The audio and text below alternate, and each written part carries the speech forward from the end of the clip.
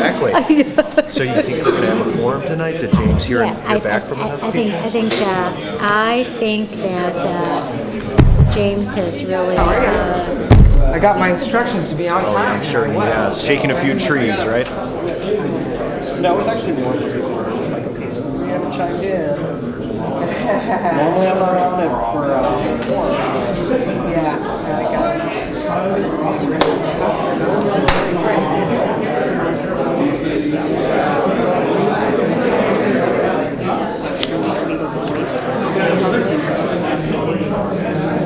Receive information from the FAA, but not necessarily just like that.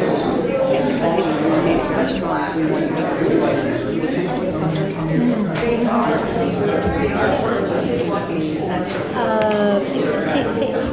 So in your legislative committee meetings, you discussed about. we discussed that we want to be the voice that our existence as a roundtable and as we want to be the voice that literally happens to be when I make a bring those mistake. issues to the roundtable as we see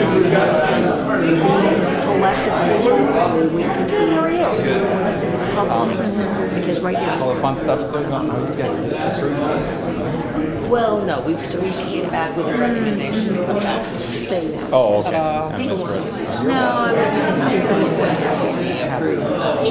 Hi, how are you? Good. Good. You too. Well, We get to I put think through the legislative committee to receive resident input and we are bring it to the roundtable body. We're all The roundtable body is the voice. Get them off of every read that down. things in the 827. roundtable that talks about all of that. Yes. So, Okay.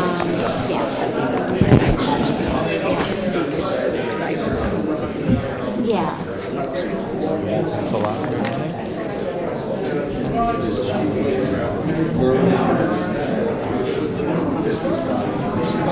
I just realized that clock up there still shows 6 o'clock. So it before we went on to daylight savings time. So Sites, I think. Well, my goodness.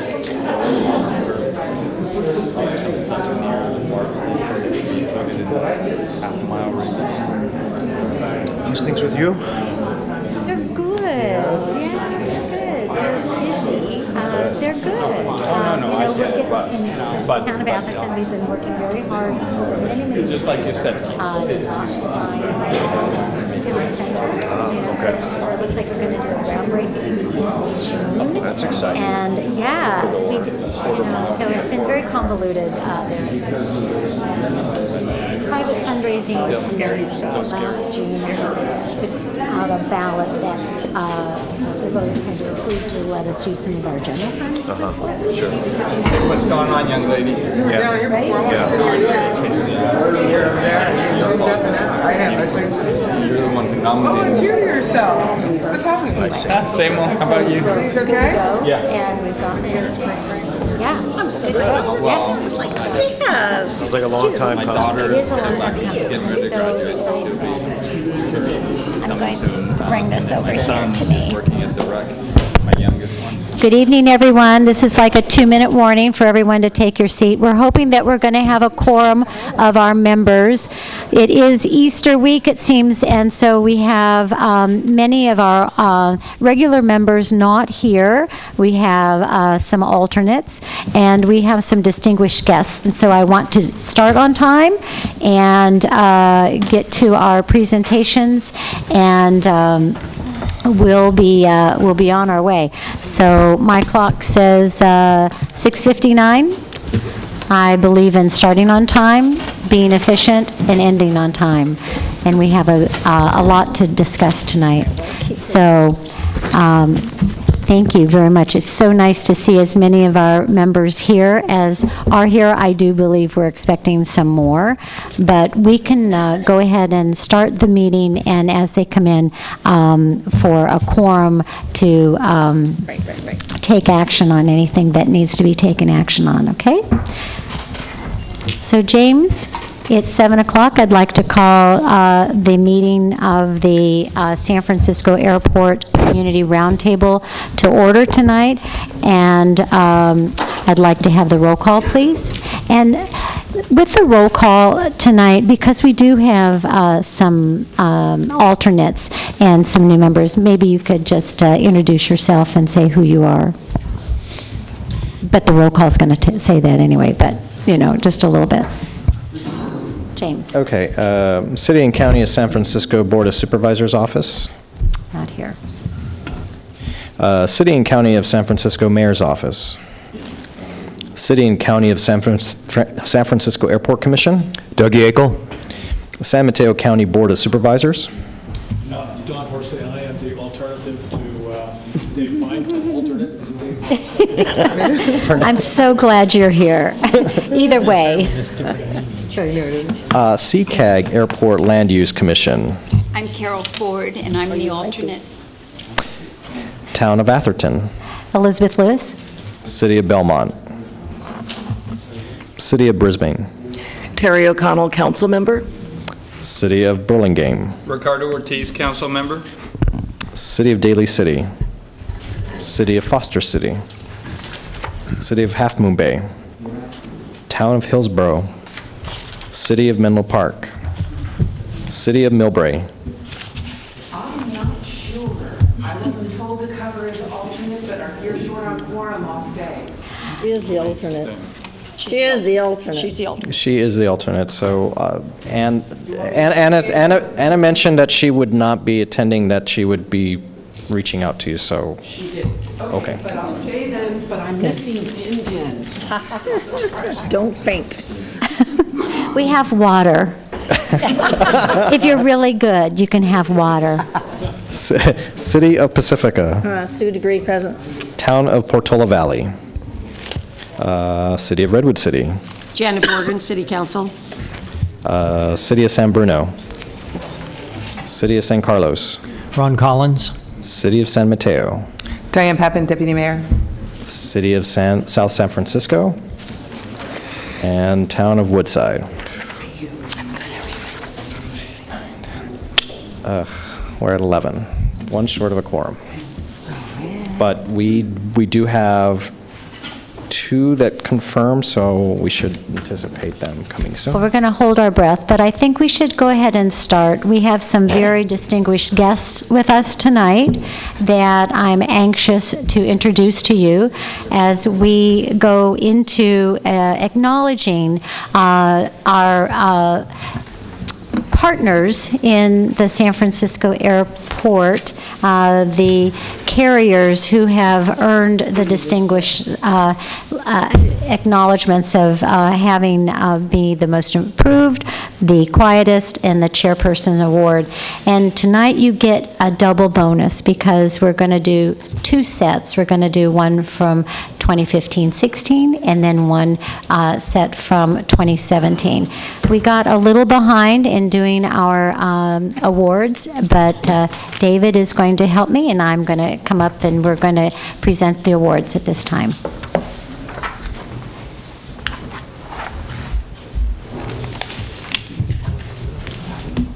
Okay, good. Sounds like they're having a party next door. So this is called the John C. Long Fly Quiet Awards, and you might want to know who John C. Long is. He was a precursor to Bert Ganong, and Bert, unfortunately, is not with us tonight. He's on a Easter vacation with his family, but John C. Long was instrumental in creating the Fly Quiet Awards program while he was manager of the Noise Abatement Office at San Francisco Airport. So in honor of him, that's who we have. So we're going to do 2015-16 first, and the most improved airline is Virgin Atlantic. And Eric Starks, would you come up and be with us today? And I'm going to have David tell you, I'm going to go get it. Don't worry. Thanks for being here tonight. Virgin Atlantic Airways is the most improved airlines for 2015-2016 due to their use of quieter, newer aircraft like the Boeing 787-9. This aircraft is very quiet compared to 747-400. It only has a 60% noise footprint compared to that, and is 10 decibels lower than the stage 4 type rating for noise. And this is Virgin's first award for most improved. Nice.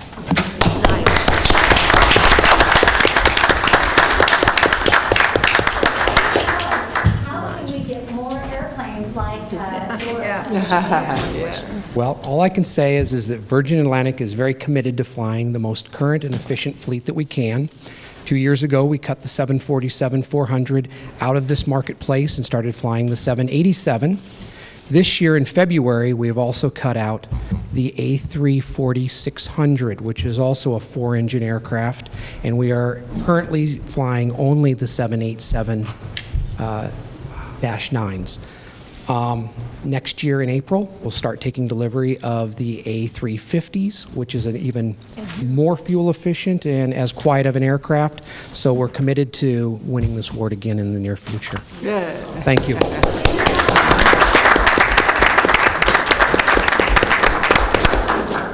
So our next award is the quietest overall airline in 2015-16, and that's going to China Southern Airlines, Wan Li.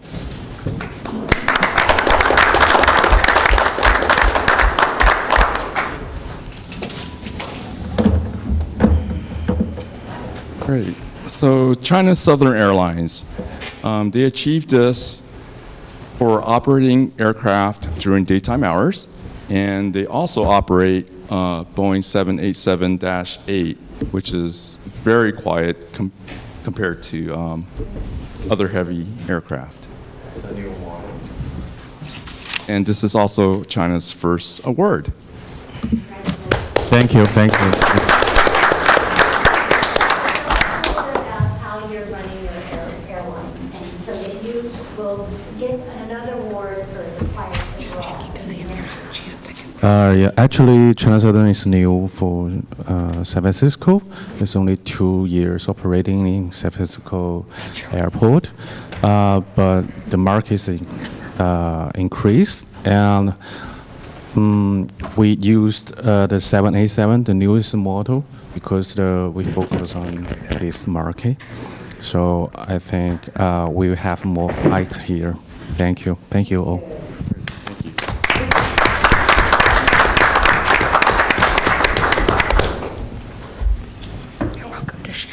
So in 2015-2016, we always have what we call the Chairman's Award. So this is my first opportunity to do that as the chair of the Roundtable, and I'm happy to present this to Virgin America. John Werge, would you come up? It's Virgin America until April 24th, and then it becomes Alaska. So congratulations under Virgin America.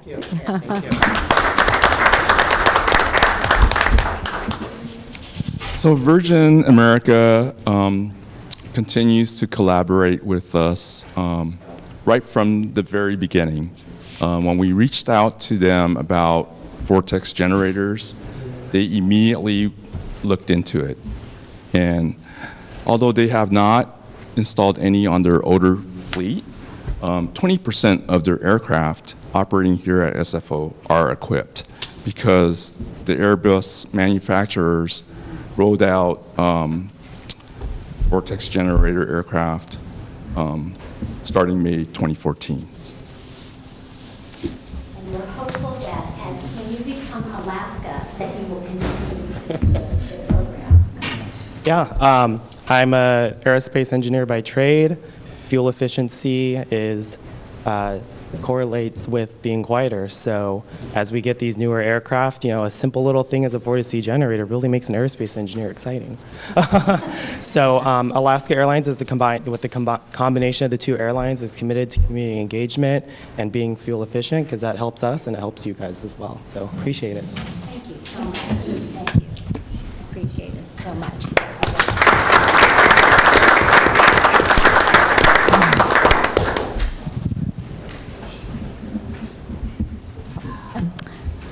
Little coaching from our coordinator. He has a great idea that at the end, we have 3 more awards to give for 2017 that will get everyone up, and we'll have a photograph of you guys. Okay, so 2017, the most improved airline is Turkish Airlines, and I'd like to have Ibram Ethans Gunur come up.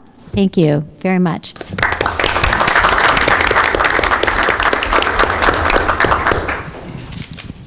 Okay, Turkish Airlines. They're the most improved airlines because they operate Boeing 777-300ER, and they operate that quietly based on our noise exceedance rating. It's very low. You score very well. New Airplanes does that, yeah. So, although there's still room for improvement, out the gap. We hope that we can maybe give you this award for more improvement next year. Flying higher over the communities during late night hours, especially, is to go. So, thank you. Thanks for arranging this ceremony, and thanks for the award, of course. With having one of the most youngest fleets over the globe, so far we still keep adding more new aircrafts, and we're trying to bring more brand new 777-300ERs over here, and most of them are like less than 3 years old. So with our new 50 wide-body orders with Airbus and Boeing Dreamliners and the 350s, hopefully we'll bring it much better. Thank you. We hope to see you up here again. Hopefully, yeah. All righty. Thank you so much. Thank you very much. So our quietest overall airline for 2017 is China Airlines. I'd like to have Air China, sorry. I've only done that, That was in Thailand, and they were. my problem. I don't have a name for you. You're going to have to, Alex, you're going to have to introduce yourself. You're not shy. Okay, good night, everybody. I'm Alex Zhang, Air China Station Manager. Nice to meet you all. So Air China is getting this award because they operate flights during the daytime hour versus nighttime, because it's a disturbance at night, obviously. They've performed very well out the gap, the San Bruno gap. The client performance is creating less noise in the community. As a result, you're getting this quietest airline award. And actually, they're not unaccustomed to this. They've received this award once in 2014. All right, thank you for inviting us to be here. Actually, that's I can tell you why we make a little noise during the climbing process, because we got the most excellent crew team for this flight in China.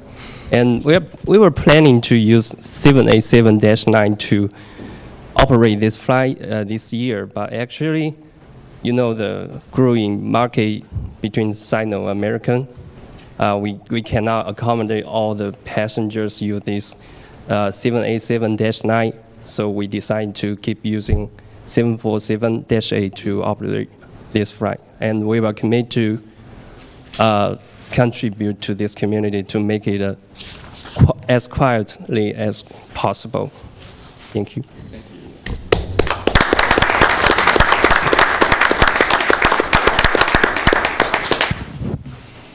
So for 2017, the Chairperson's Award is for Air New Zealand. Chris Chappell, would you come up, please?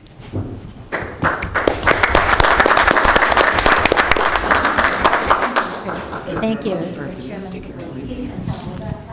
All right, so Air New Zealand is getting this award because of their collaborative work with the Noise Abatement Office.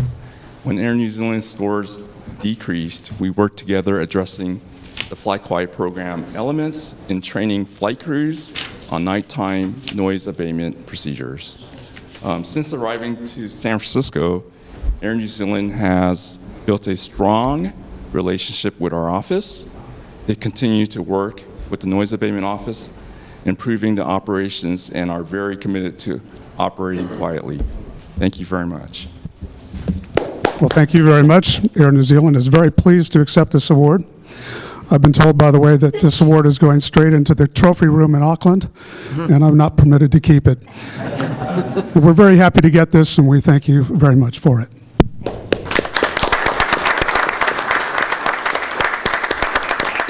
So, yes.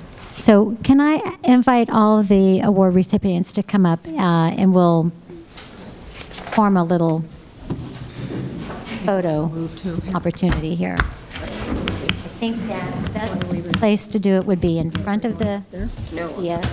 And She didn't ask us to, did she? No. And we'll, Maybe not. I'm sorry. Packets here. I'm going to get in the picture. Packets. She should be in, she should be. James was part of what he.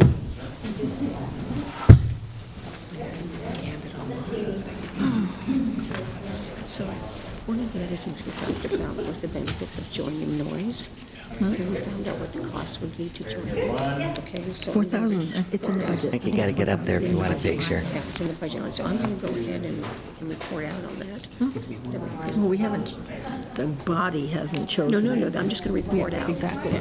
That the benefits are included in. And Doug too, I would say. Yeah, I would think those guys, yeah. He's the alternative. The rest of us are paying. He said he is the alternative. He's the alternate. Never miss it. I have a ceiling in my bedroom. You have a ceiling, did you say? Sleeping better? Just waited today. Has it helped with the noise?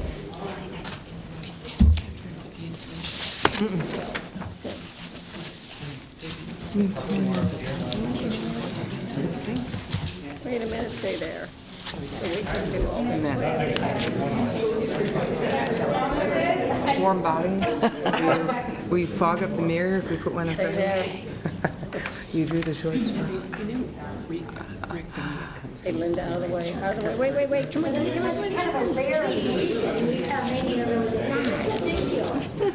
Yeah, I didn't. I'm in somewhat casual. Why are you making? only had to ask you twice. Oh, stop, you're fine. All right.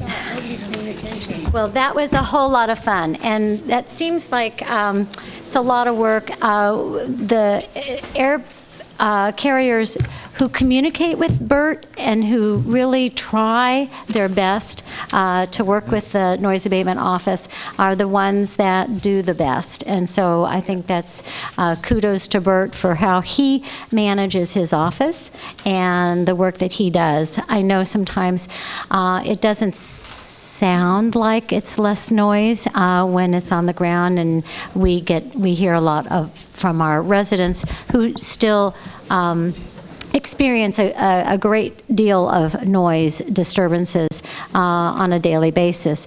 But it's good to know that with the newer aircraft that there is a hope that there's going to be less noise overhead. Okay, so moving on. Say, Sue, yes. Yes, so I noticed that I think more than one connected fuel efficiency with noise abatement, so that's encouraging because a lot of times it sounds like fuel efficiency would negate helping out with noise. So I really compliment all those who are taking the noise part so seriously, and I'm happy that it's also fuel efficient, if I heard that correctly.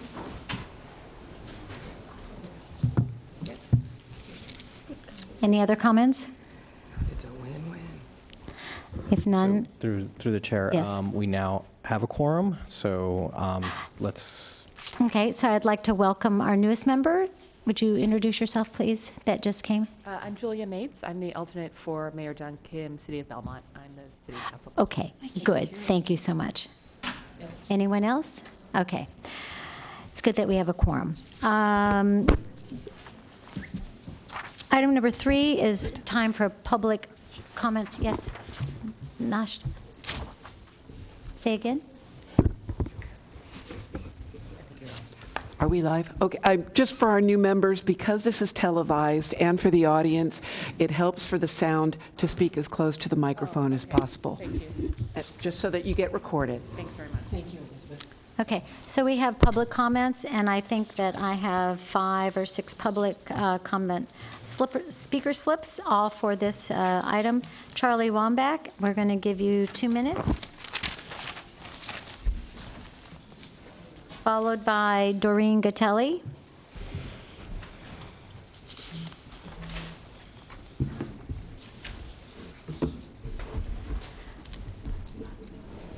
Charlie? During the awards. My name is Charlie Wambach. I live at 175 Maple Street, San Francisco. I have attended all of the SFO Community Roundtable meetings since early 2016. After first hearing about them and attending a community meeting in Pacifica. As some here know, I mostly call the SFO Noise Abatement Office between midnight and 2 a.m. As some here know, I mostly call the SFO Noise Abatement Office between midnight and 2 a.m. or at times when the frequency of overhead jets drive me back indoors from what used to be a pleasant backyard. 175 Maple Street is in the eye of the next-gen tornado, as are tens of thousands of other residents who are also affected by the merciless roar of jets over our homes, schools, and businesses. Though I have not missed a roundtable regular meeting in over 2 years, this may be my last. I cannot waste any more of Melody's and my time on an impossible cause. The residents, airport officials, and roundtable have no teeth and are powerless to abate airport noise. Only Congress, who controls FAA purse strings, can rescind or modify the archaic and airline-friendly 38-year-old law that makes everyone else powerless. Never in the first 48 years I lived at 175 Maple Street in San Francisco have I been bothered by airport noise. Now overhead flights frequently cast shadows through our kitchen skylight. Next-gen flight paths have turned me into a raving, angry, screaming madman, and I don't like it anymore. That the poor sisters and brothers who suffer my lunatic abuse when jets flip a switch in my brain and push me to the edge. You may see me in future technical meetings where the format is more relaxed and the audience is freer to participate. I hope I can make it through the rest of this meeting. Thank you for listening.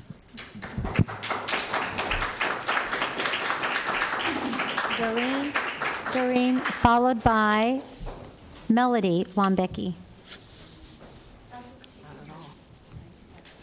Okay. Hi, my name is Doreen Gotelli, and I live in South San Francisco, and I live directly underneath the flight of Gate 28, so I get all those really very loud planes that fly over my house. I've been coming here for years, and I was always trying to support the airport repair or retrofit repair fund, and thank you very much for that. Looks like that's going to be approved now, and I'm really, really excited about that. The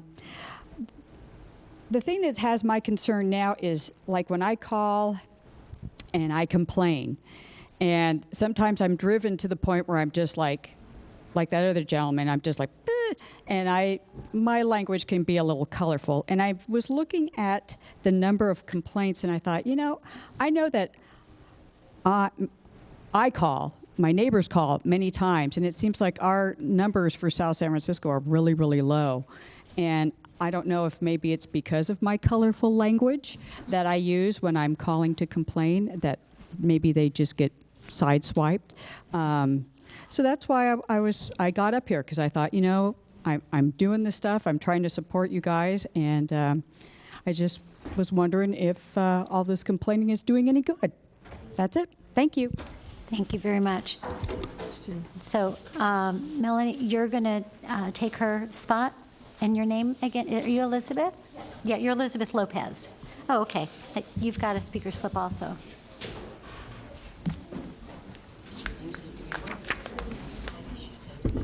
South City, here, right on 28, right on the departure line.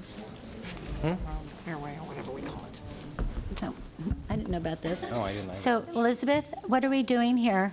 I have something that I want to put up. So you You know, you should have brought it to me first. You can't really just do that.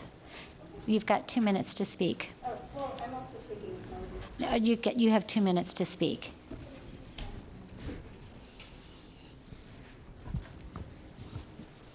My name's Elizabeth Lopez, and I am a San Francisco resident from Visitation Valley.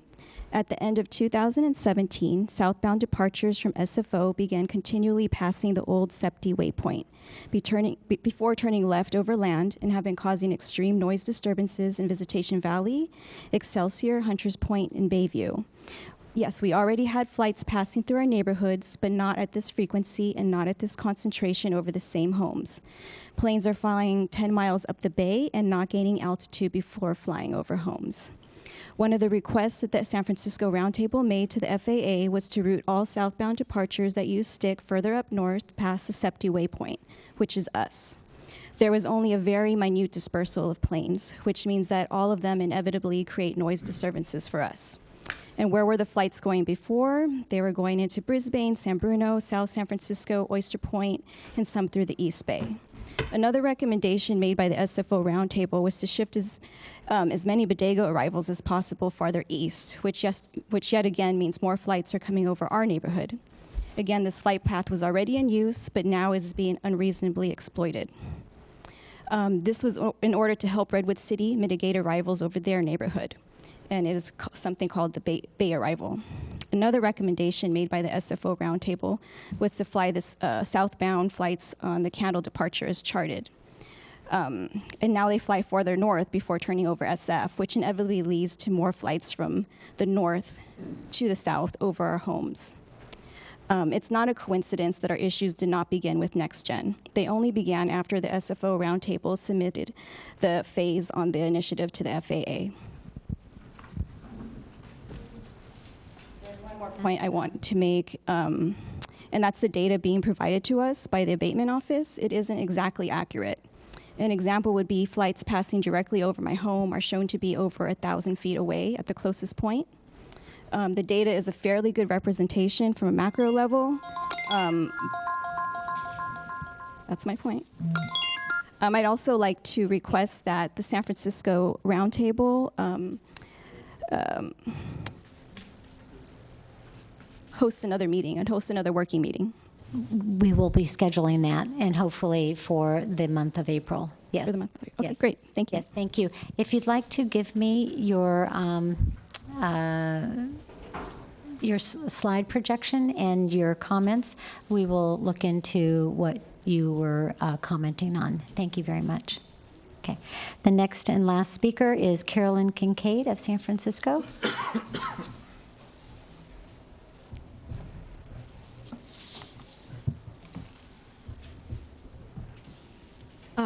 Carolyn Kincaid, San Francisco. I just like to echo what Liz is saying. I also experienced just a deluge of planes starting in September of 2017. And I've been given various, I basically feel like I've been given a runaround about what that's all about, and people are trying to gaslight me, saying that those planes were already there. And I'm pretty sure that I would know if planes were flying over my house at 3,000 feet every 2 minutes. And that was definitely not the case prior to the fall of 2017. And it's really just gotten progressively worse with the stick departures. There are more and more planes being put on that runway 1L departure, and they are flying at all hours of the night until 2 a.m., and it's very, very disruptive. And I've had to sit through a meeting where they talked about the success with the nighttime procedure, and that has possibly been the case with the 1R departures, but that is not at all the case with the stick departures. I'm getting planes, sometimes 10 planes between 12 and 1 a.m., and they're all going to various places in Mexico, and they are very loud. And I've started looking at the decibel levels for the meter that's nearest my house, and they're like up at 72, and I just don't think that's acceptable. And I would really like for there to be some action on this. Thank you very much. So that's the news. Okay. Any other members of the public? Thank you very much. So moving on to our consent agenda items, numbers 4. Oops, I knew that was going to happen. Numbers 4 and 5. Are there any members of the roundtable body have any questions or comments on that? Yes, Anne? I can vote on one because I was here, but the other I would normally abstain because I wasn't. How do you want to handle that? I can vote for both if it's easier. Did you read the minutes? I did. And did you read the director's report? Yes. I think you can vote on both. Okay. Okay. Any other member comments? Any members of the public want to pull items number 4 or 5? Bring it back to the roundtable. May I get a motion to approve the consent agenda? Motion. Yes. So we've got Terry O'Connell making the motion. Sure. And we have Jana Leanne Borgens. did first, I'll second. Yeah. Okay. First and second. I'll let James take care of that decision. We'll go on to the regular agenda item, number 6, and I'm going to hand it over to Ivar and Doug Yackel, all wrapped in one. This is Doug. I've got a couple of slides I'm going to go through. Yes. Thanks.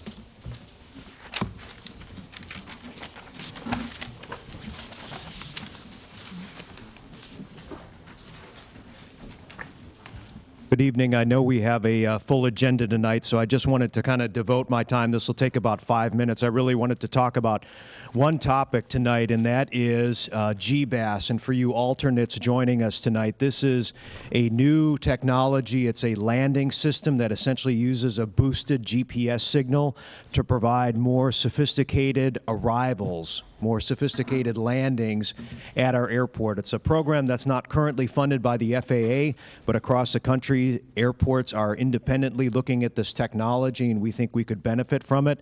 We've had a few presentations on this already, and we want to continue to talk about this and give you information about this. But really, I wanted to take a step back tonight because we've had some great questions come up and some very legitimate concerns, especially from a roundtable and an audience that has been through a couple of years of probably, shall we say, less than optimal rollout of new procedures, less than optimal public engagement. And number one, I want to say we hear you loud and clear, and we're learning that lesson as we apply this to GBAS. So a couple of slides here. If you take anything away from what I say, let it be on this slide right here, because this is really what we're about when it comes to this new system. Our commitment is that any procedure we're contemplating with this new technology, number one, we're going to vet it, we're going to evaluate it, we're going to talk about it in this forum, we're going to get your feedback before we ever do any form of implementation. And if any proposed procedure appears to have a negative impact in any community,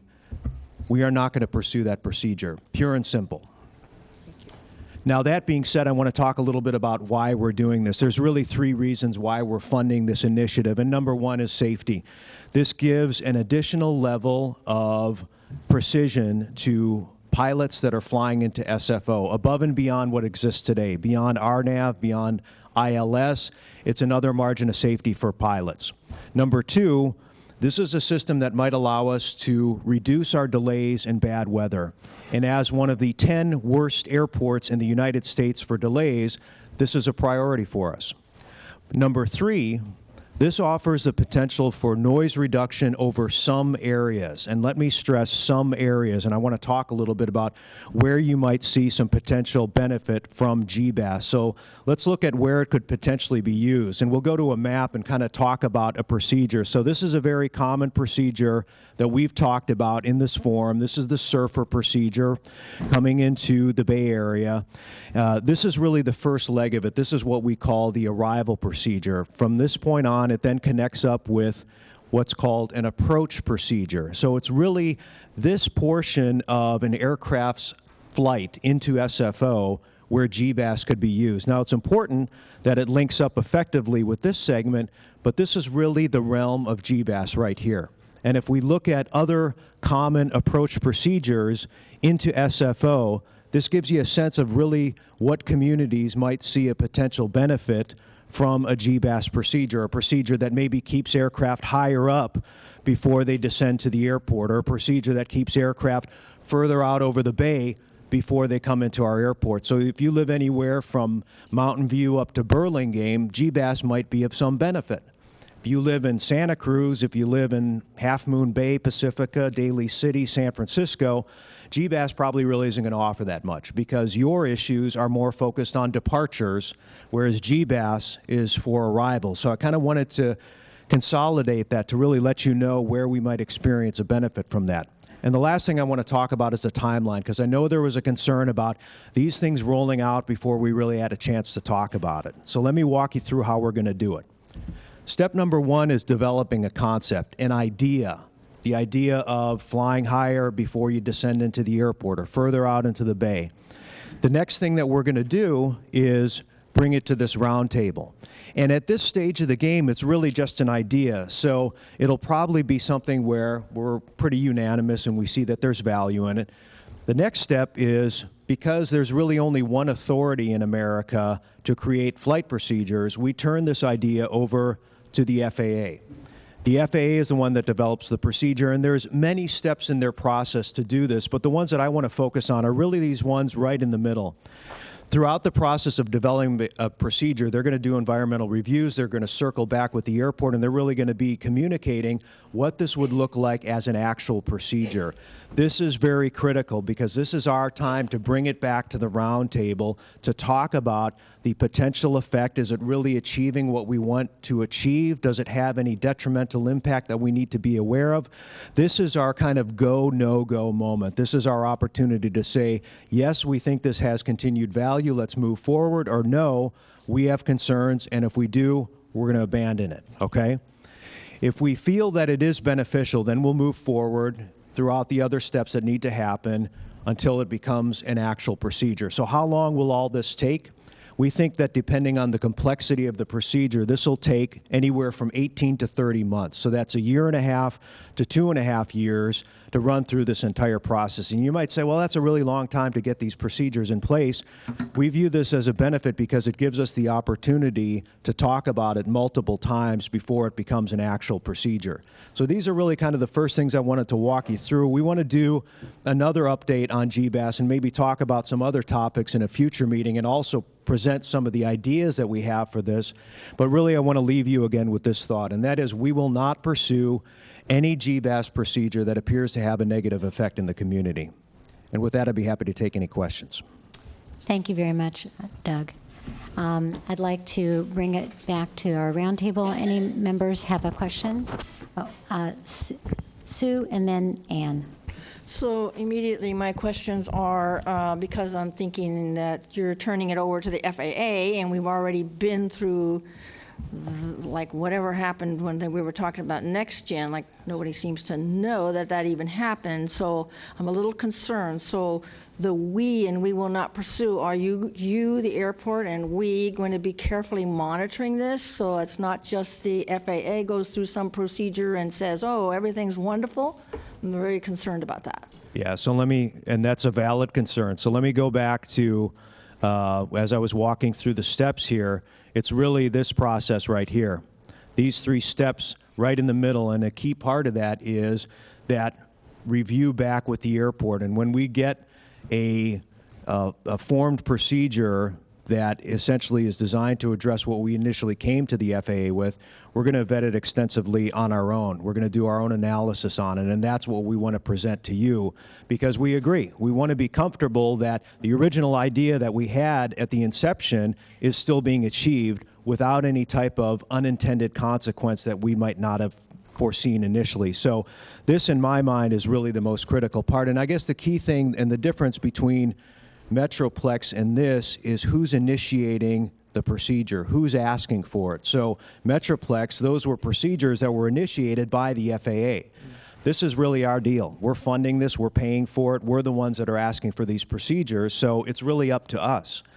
FAA's got enough to do. They don't need an airport coming to them asking for more procedures. So if it's, again, if it comes down to something where we're not comfortable that it's achieving our goals, we're going to abandon it. We're going to step away from it. We won't pursue it. So you're taking responsibility for making sure there's adequate public opportunity for input and maybe forums. Absolutely, because this is, and that's why we're funding it, so that we have an opportunity to kind of take control of this, if you will, to design procedures that could have a positive impact. Okay. Anne? Okay, couple of questions. Looks like you're only looking at arrivals on 28, and yet you talked about bad weather. And bad weather arrivals mean a greater use of runway 1. So will this have any effect on runway 1 arrivals, meaning Pacifica and Millbrae and Burlingame? So, because you still have a mountain to come down. We could develop GBAS arrival procedures for every single runway configuration. So bad weather arrivals on the 19s, like we do in December and January, will probably be a part of the discussion. We could even develop GBAS procedures for 10 arrivals. In other words, imagine coming over San Bruno Mountain for landing. This is a super rare type of circumstance. So we could develop it as well, and we will be looking at those things. For the sake of this presentation, I showed only the 2-8 rights because that's about 85% of the year for us. So, well, and I appreciate the fact that if the planes come in on time, they may get off on time, and we may get fewer nighttime flights, which I agree with some of the speakers. To me, since September, we've seen a great increase here in Millbrae. But would that shift, if these planes are coming in, is that going to shift and increase takeoffs on 1 or generally 1? 1 is my greater concern. We can take a look at that. We don't think there's a direct correlation with departure activity. This is really focused on arrivals. I would like to see what happens, either 19 or 1. Any other roundtable member want to speak? Janet, do you have a comment? Yeah, just clarification. Could you explain what GBAS stands for those of us that are sitting It's a here? ground-based augmentation system, and basically what it is it's a piece of hardware that sits on our runway and emits a boosted GPS signal. So, you know, GPS can be picked up through the network of satellites, and it's fairly robust. But essentially what this does is it produces a hyper-robust GPS that allows a greater degree of precision than would normally be possible. Okay. And what All right. prompted this? What prompted this? I mean, you. We've been, Why? actually, Janet, we've been talking about GBAS, the technology, for some time now, as a possibility, as he said, of helping raise the altitude of the planes coming over, say, the Menlo Waypoint, okay? That's what I wanted We've you to talked say. about this, yes. I know. Menlo Park, I know. so, yeah, that's kind of what's prompted it, trying to find any potential silver bullet. Yeah, and it really comes back to those 3 reasons we're funding it: for safety, for delay mitigation, and for noise mitigation. Okay. Any other roundtable member? I'm going to close the roundtable comment, and I've got one public speaker card, Mary Jo Fremont of Palo Alto. You have 2 minutes.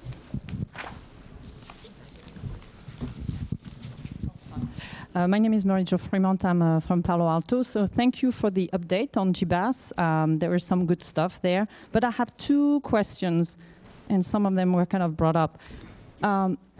It seemed that SFO is working completely independently of the FAA procedure design team. And that puzzles me because the FAA has been supposedly working on reviewing the alternative to Surfer, which is a big arrival route.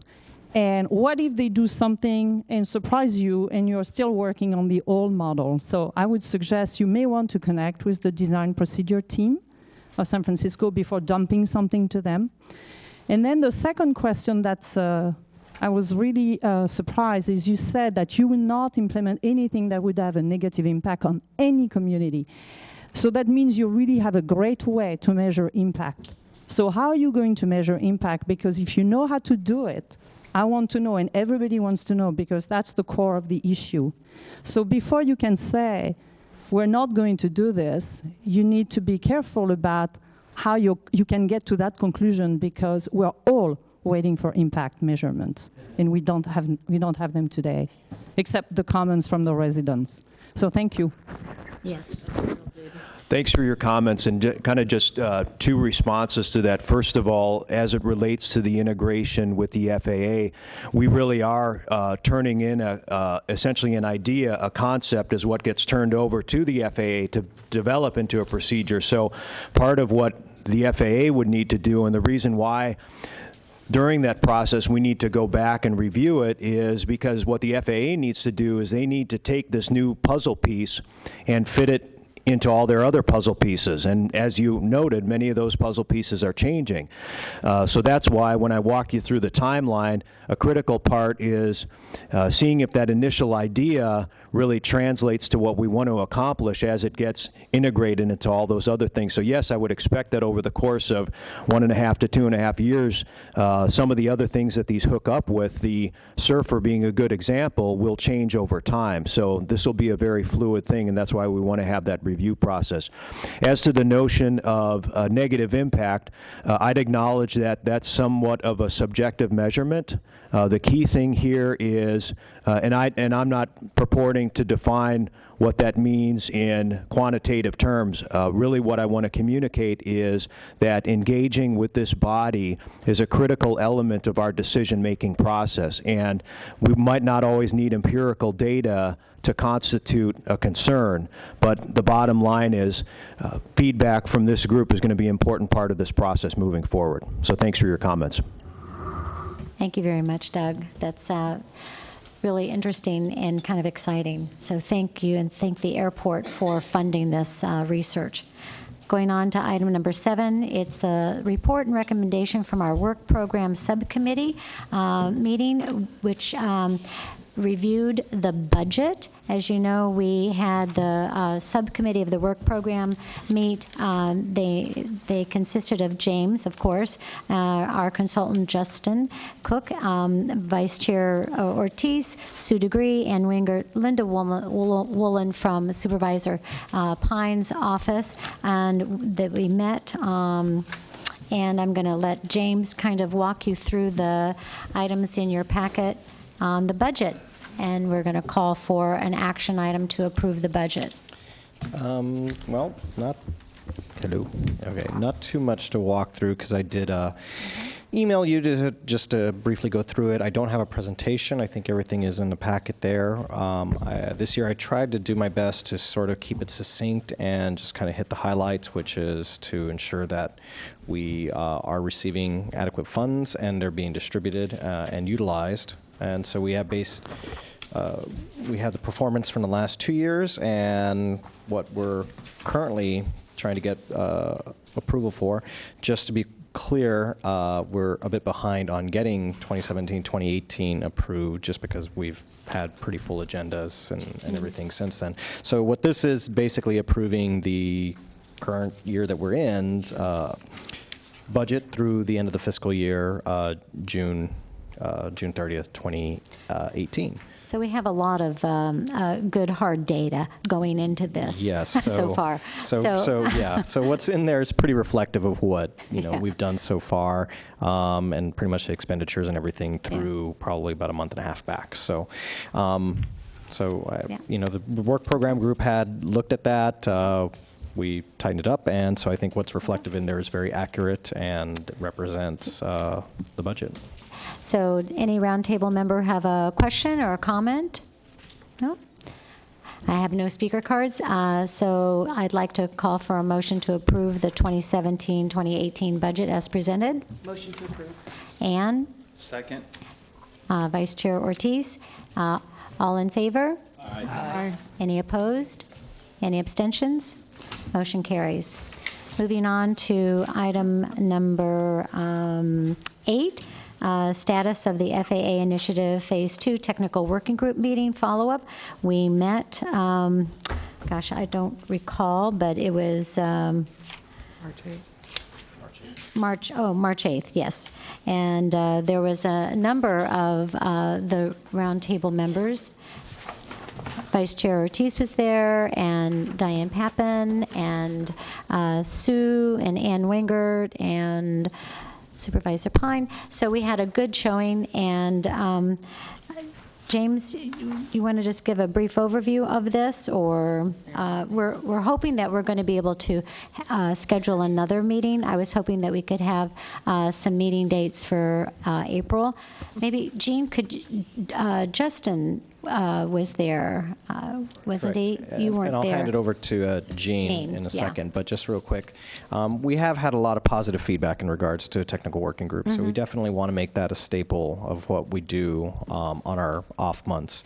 So I will start investigating dates, but what most likely will happen is will be perhaps early May. And the reason why I say that is because we've had very good luck in the first week of the month during the day to secure this room. Okay. And it's been popular to do that. Okay. We have everything we need, and it's pretty convenient. But I will explore other dates to give some options. I need to obviously sync up with staff and others. So if I can make a recommendation that you could maybe try to schedule the next 2 or 3 or 3 or 4. Yeah, and then that's what we're kind of thinking.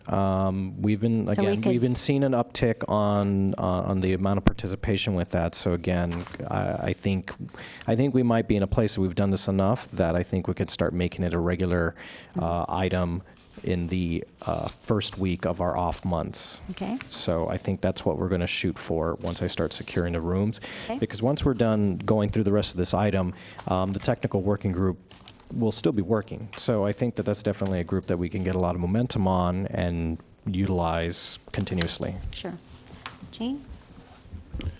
So my understanding, not being there, but reading the briefing, is that we have finished the nighttime operations. And remember, we're walking through this in a kind of a logical progression rather than going back and forth between, because a lot of them have to do with various things. So we picked nighttime. Obviously, the biggest bang for your buck with noise is nighttime operations, and so we finished those. We've also, I believe, we finished all the daytime departure off of runway 1 operations the last time. And so we are going to be looking at probably, if we haven't finished those, we'll finish those and then move on to the 2-8 departures, which are out the gap. And so we're just going through the progression. We are looking at every item and taking a close look at what the FAA response was to determine whether they understood the ask was correct and whether we think the response was adequate, and if there are other things that we can be doing. So we are keeping a list of all those, I would say, action items that result from reviewing each one of those. And last time, I understand Bert was able to use a map and draw the procedures, which helped people visualize what the procedure was doing. So we will try to come more prepared with some maps. I do think, though, that the drawing actually kind of helps because it kind of shows it shows how it went. So anyway, He did a great job. I think the working group is being done very successfully. I think we're getting some good results out of it and have a lot to go back to the FAA with. Okay. Any roundtable member have a comment or a question about this? Okay.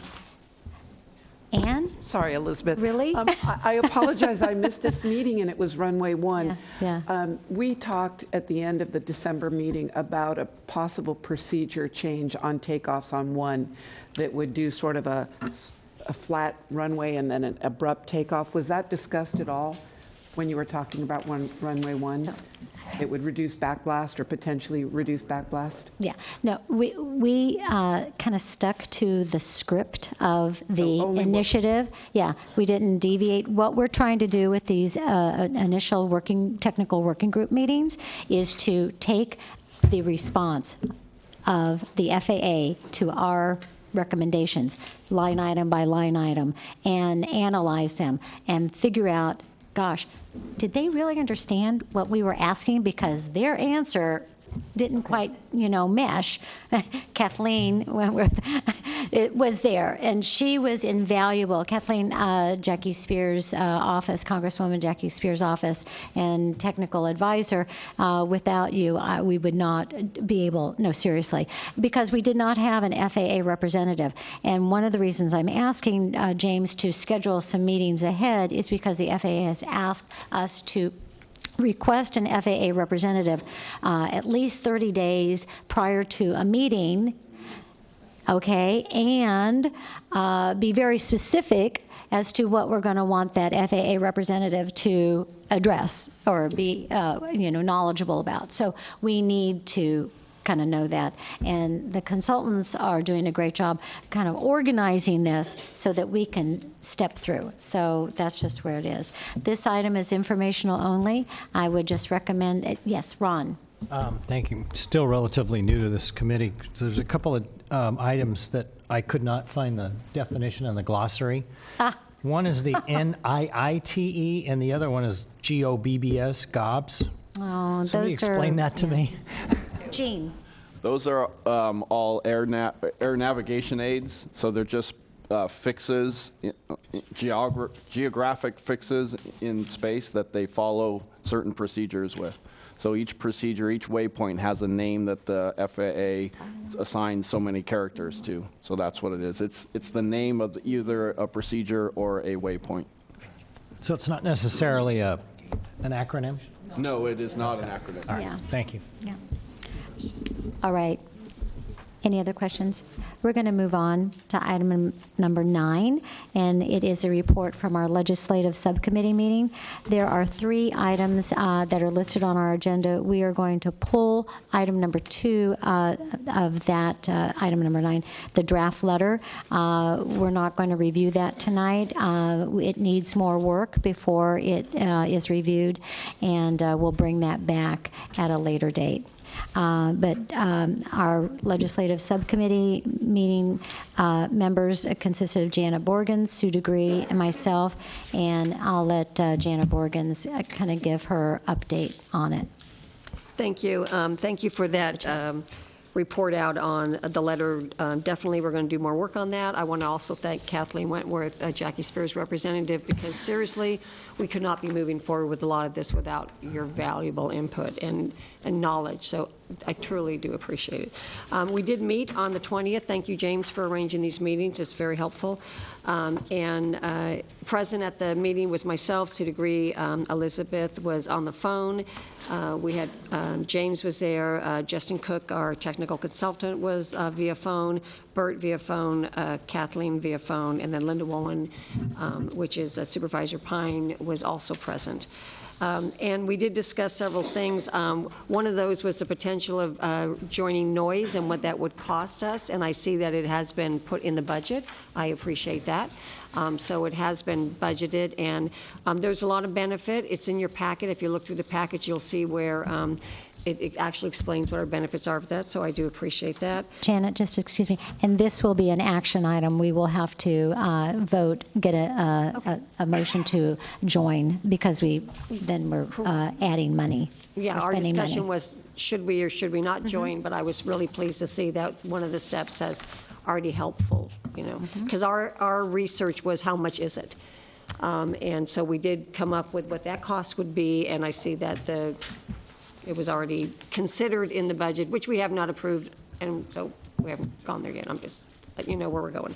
I think every bit of help we can get to move us forward on what our mission is, which is to listen to all of you and do the most we can with what we can do, but listening to you, and I think every tool we can use will help us get to that point. So I do appreciate you all being here, and I'm sorry that you have to get angry and upset, and you're not mean at all, so no matter how you voice it, okay? I'm good with it.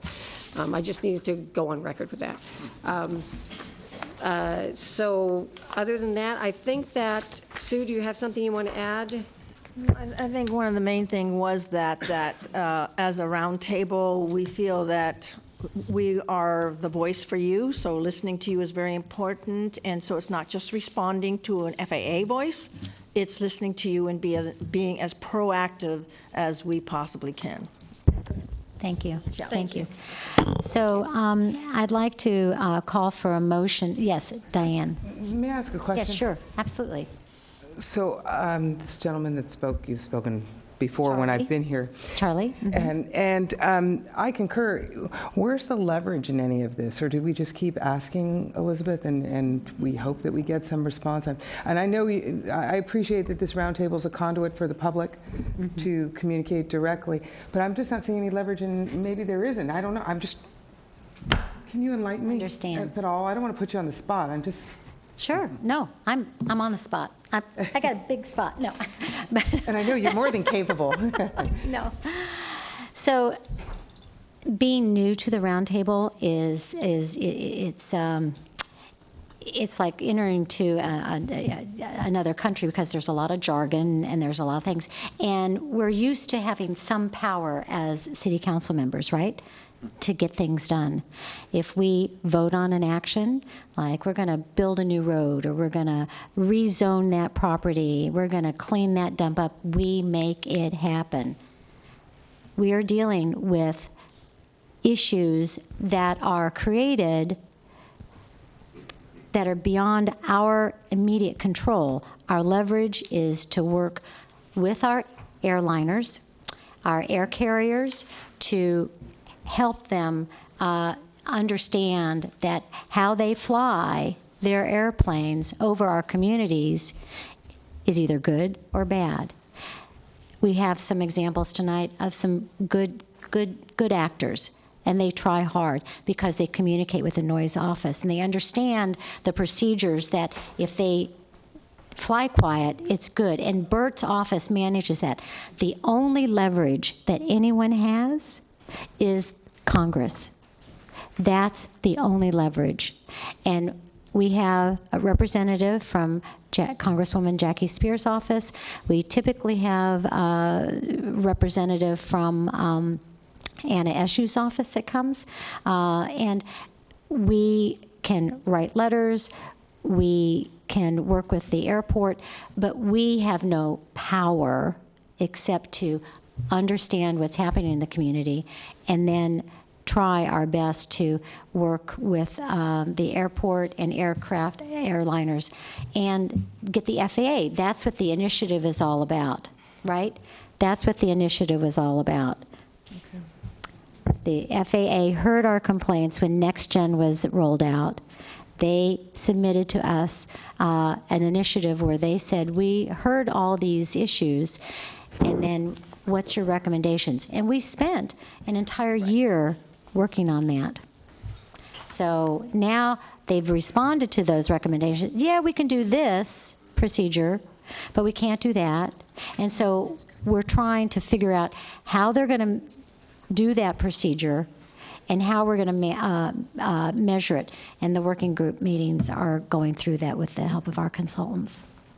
And, so and sorry. I add to that was really good. I add to that the fact that those meetings are incredibly valuable, because seriously, some of those responses they gave us absolutely made no sense to what the recommendation was. And we have to be very clear, I feel, collectively, to make sure we get the point across. It's like, no, no, no, no.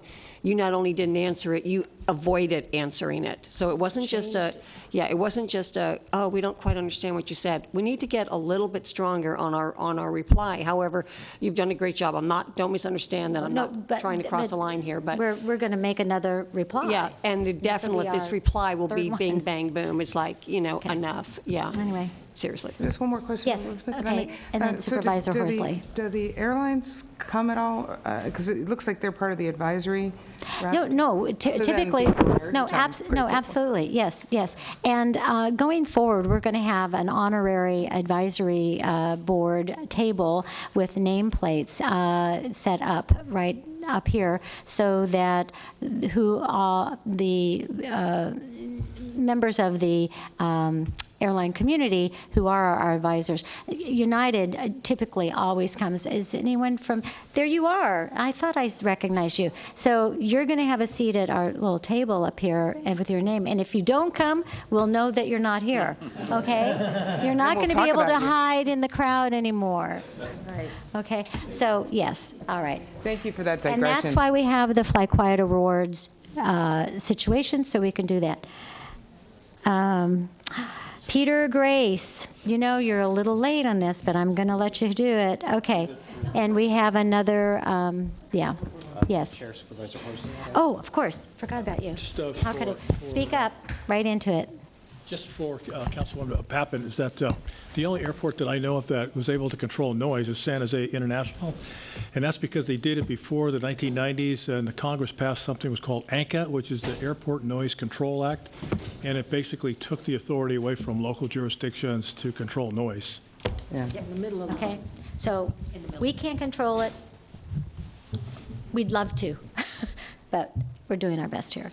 Okay, Peter, you're going to have 2 minutes. So I just want to make sure, did all the roundtable members have their say? Okay. All right, Peter, you're up. No, thank you very much for letting me welcome. speak at the last possible moment. Okay. What I do want to ask is, while there's the long discussions about procedures, what's actually happening on the ground is very, very, very different indeed. We do not believe these procedures are being followed. And the examples are Brisbane, where we believe that at least 90% of the flights are being turned early. We certainly see this with candle departures from Oakland, and also if we go and look at what is the percentage of flights that actually go through the 1 mile radius around port off Princeton Harbor, it's pretty low. So the problem we've got is we can talk about the procedures, but if the controllers are doing things differently, it's very, very different. Okay, thank you very much. All right, so I'm going to call for a motion from the members to give us the authority to join the NOISE Aviation National Association to Ensure a Sound Controlled Environment group. Move. I'll second. Okay, I have Sue motioned and Diane second. Any comment? All in favor? Aye. Aye. Any opposed? Any abstentions? Motion carries. Thank you very much. Okay. So now, this is like our keynote speaker tonight. I'm so glad we finally got to this. We have a very distinguished guest. She's Mary Ellen Egan. She's the president and CEO of HMMH, which is Harris, Miller, Miller, and Hansen, a group of 4 men who founded the company a number of years ago who are retired. But Mary Ellen is the president, CEO, and chairman of the board. She is our consultant, our aviation consultant. Mary Ellen has a long history of aviation consulting and noise. She even told me that I was telling her my husband is a Navy pilot back in the day, out of Moffett Field flying P3s, and she said, oh, I did noise analysis of all the P3s all across the country. So she's going to speak to us on health issues. But one of the other personal things that I want you to know about her, that while she lives in Massachusetts, she spends her precious free time with her husband and 2 amazing daughters in their Maine getaway, living a few weeks out of the year the way life should be in the quiet of the Maine woods. Thank you, Mary Ellen, for coming all across the country to talk to us tonight about the health effects of noise. Great. Thank you for inviting me to speak. Folks hear me? I tend to be Yeah, could you be a little louder? It is kind of hard. Okay. So let's see, I have too many devices here. I've organized my presentation this evening into the 4 general categories that are shown here as organizing principles to talk about the effects of aircraft noise on people. I've also, in this presentation, relied heavily on a document that there's a link to at the end of the presentation that was produced by the International Civil Aviation Organization, ICAO, about a year and a half ago. And that document uses this same sort of organizing principle. And the way I have set up the presentation is to provide for you the findings from that report and then to supplement that with any material that has been published since then or studies that are ongoing, particularly by the FAA, that I think you would find helpful in thinking about these issues. So we divide the effects or health effects of aircraft noise into two main categories: auditory and non-auditory.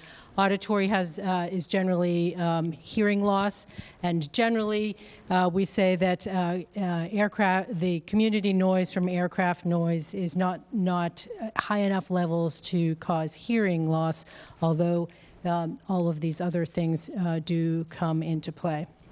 The World Health Organization defines health as a state of complete physical, mental, and social well-being, and not merely the absence of disease or infirmity, which is why we can include these other things, such as sleep disruption or speech disturbance, that we don't normally consider to be something that you would go to the doctor for as a health effect. The figure that's shown here is a very complicated figure, and that's part of the message here is that there are plausible biological mechanisms that have been proposed that describe how aircraft noise might have an effect on health, but they're very complicated interactions and reactions. So if you start at the top level here, we have a noise exposure, and it has a direct pathway and an indirect pathway. And so the direct effects, if you will, from aircraft noise exposure, there I go with my Boston accent, are sleep disturbance and hearing loss. And as I said, hearing loss is not something we typically see with aircraft noise. The indirect pathway is, again, more complicated, but that's where we tend to see more of the reaction, and that's disturbance of activity such as sleep and communication, or cognitive and emotional response. And both of these kinds of things lead to annoyance. So all of these things are stress indicators, and then if you have physiological stress reactions that result from your stress indicator, combined with risk factors that have nothing to do with the noise exposure but pre-exist in our bodies or our experiences as humans. And those things include things like blood pressure, blood viscosity, cardiac, all of the things about who we are as a human being. Those things can combine with the stress to manifest themselves in a number of different kinds of reactions, such as hypertension, and so forth. And so there have been epidemiologic studies that have shown relationships between aircraft noise at the top here and some of these outcomes, but all in between is a very complicated sort of stew of how these things interact with one another. And I'll get to a little bit more of that shortly. But let's talk about annoyance first, because that's really the topic that people spend the most time on when they talk about aircraft noise, and it's also what drives policy in the United States. So the findings from the ICAO document that I referenced are that community annoyance refers to the average evaluation of disturbances by a community or a group of residents. That the percentage of highly annoyed residents is considered to be the main indicator of community annoyance. And when we talk about studies that the FAA does, that's the metric that they rely on most heavily, is the number of people annoyed. It's important to note that annoyance and complaints are different phenomena. The first being a privately held opinion, and the second being an overt action. And this is important to remember because people can be annoyed without taking the action necessarily to complain. And so that's particularly important to remember when we're thinking about vulnerable populations or other kinds of folks who may not have access to the wherewithal to make those complaints. Good point. And the conclusion from the ICAO study was that there is substantial evidence that aircraft noise exposure is associated with annoyance indicators. That's not a surprise to any of you in the room. And that the dose-response relationships have been derived to estimate the percent of people highly annoyed at the community level. An important factor that they noted here is this last sentence, that personal and situational factors importantly affect the amount of annoyance in individuals. And that's something that there has been a lot of research on recently, the different kinds of factors that affect annoyance. So the one that we tend to focus on and think a lot about is acoustics. So the sound pressure level, all the jargon that you hear about decibels and so forth. So that's the acoustics. The research shows that people's annoyance is really only about 30% of people's total annoyance is related to the noise level itself. And the rest of it has to do with these other factors, which include environmental, what time of day it was, what your expectations were of the noise in your community, what your opinion is of the entity making the noise. And then personal factors such as your noise sensitivity. If you think about it, there's a whole range. People have a huge range of personal noise sensitivity. So some people are not bothered by aircraft noise and others are, which is why we end up with such a diversity here. Age, gender, and so forth. So it's important to keep in mind that, again, there are a number of factors that contribute to annoyance that go beyond just the acoustic noise level, and that explains why there's such variability, and it explains why our job is so challenging, because it's science and sociology and psychology and all kinds of other things get mixed in. Oops, I was going to do another one. Okay, FAA's current policy is based on this curve that's shown right here that you may have heard referred to as the Schultz curve. It was published by the Federal Interagency Committee on Noise in 1992. And it is a dose-response relationship that shows noise level on the bottom and the percent highly annoyed. And this curve was developed through social survey data, looking at a number of surveys that were conducted up from the early 70s until the early 90s. The graphic on the right shows the underlying data in the curve, and I just included that to again reinforce for you that there is we tend to think of the curve as this sort of stark line, but there's a lot of data that underlies that, and there's a huge variability at any given level here. So this is the data that the FAA's noise policy is based on, and again, it was published in 1992, which is making it quite old at this point. More recent studies have shown higher levels of annoyance to aircraft noise at the same noise levels. And these, it's not really important to go through all of the studies, but these are all studies that have been done in Europe since about, I think the oldest one here is 2001, and those generally show a much higher noise levels. If you paid attention to the previous curve, the annoyance level at DNL 65 in the US for the FICON curve is about 12.5%, so somewhere around here.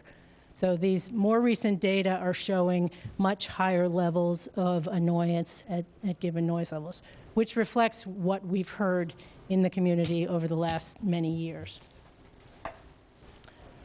Which leads us to the FAA's noise annoyance study. How many folks have heard about this study? A few, I think. So the FAA has been conducting this study for a while. The goal of the study is to conduct a new nationwide survey to update the scientific evidence, basically to develop a new curve that shows the dose-response relationship between aircraft noise exposure and annoyance. The national survey was conducted at 20 airports, which represent airports across the country based on a statistical approach that used a complicated balance sampling method to make sure that appropriate communities were surveyed. 4 airports were included just simply because of the size of the airports and the communities that were exposed. And these 20 airports collectively represented nearly half of the number of people exposed to noise levels of DNL 65 and higher at the start of the study in 2015. The study has been completed. It is currently being reviewed by the FAA. And the FAA has said publicly that they intend to release the results of that study this year. So we are all waiting anxiously for that to happen. In 2000, one of the things that's important to note is that when FAA releases the results of the study, they will be releasing the study results, not any changes to any policy.